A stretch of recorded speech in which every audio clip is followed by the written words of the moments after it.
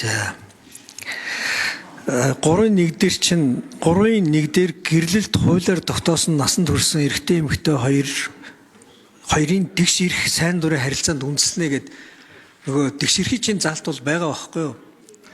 Үнэхээр энэ сайн дурын үндсэн дээр гэрлэж байгаа хоёр тэгш ирэхтэй байх тухай зохицуулт байна. 3-2 дээр гендрийн эрх тэгш гэдэг үг биччихээр энэ гендрийн бодлого чинь улс төрийн бодлого шүү дээ. Гэр бүл дотор одоо улс төрийн бодлого оруулж ирж байгаа юм уу? Нийгэм дотор эрэгтэй эмэгтэй хүүсийн ялварл гараад байгаа учраас тэрийг шийдэхийн тулд улс төрийн бодлого гаргаж ирж байгаа байхгүй юу? Гендер гэж. Тэр чинь та одоо гэр бүл рүү оруулж ирж байгаа юм байна. Сая тайлбар хэллээ. Гэхдээ гэр бүл энэ хоёр сайн дурын үндсэн дээр нийлж байгаа хоёр чинь өөрсдөө хүсээд Монгол уламжлалаа дагая гэд нөгөө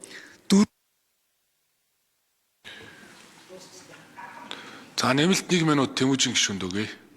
За тэнд би нэг мэдлэгээ төвшүүлнэ. Улсын хурлын гишүүн Хас суурин аавын урилгаар техник технологийн сургууль, барилгын политехникийн коллежийн багш оюутнууд улсын хурлын үйл ажиллагаа төрийн ордонтой танилцлаа. Та бүгдэд сурлага хөтөлбөрийн өндөр амжилт хүсье. Баярлалаа.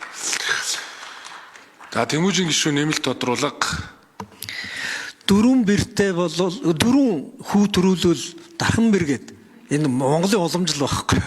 Тэгэхээр одоо энэ гендрийн бодлогоор чинь ядаж одоо сонгуулийн үйл шиг 30% нэмэгтэй байх хэрэгтэй гэж хуульчлах юм уу? Яах юм? Энэ бол нэр онгой шүү. Гэр бүл доторх нөгөө гэрлэгчдийн тэгшэрхийн тухай яриа бол зөв. Хүчирхийллээс ангид байх бол зөв. Эсвэл одоо ингээд дахиад өөр юм ярил зөв багхгүй юу? А энэ дотор ингээд улс төрийн бодлого шиг гэр бүл дотор гендер гэдэг юм босч ирвэл нөгөө сайн дурын үндсэн дээр тэгшэрхтэйгэр гээд нөгөө суур зарчмаа таад маань нөгөө төр зөөрийн зохицуулт гэдэг шиг нөгөө нэг өөр юм болгож хувирах гэдэг байгаа байхгүй юу? Хоёрт нь энэ дэр ёс суртахуун гэдэг үг хэрэглэж болохгүй шүү. Яг тэгвэл ёс суртахуун гэдэг чинь өөрөө хамгийн субъектив бөгөөд олон талтай ойлголт байдаг. Зан суртахууны тухай ярьж болно. Архины хамааралтай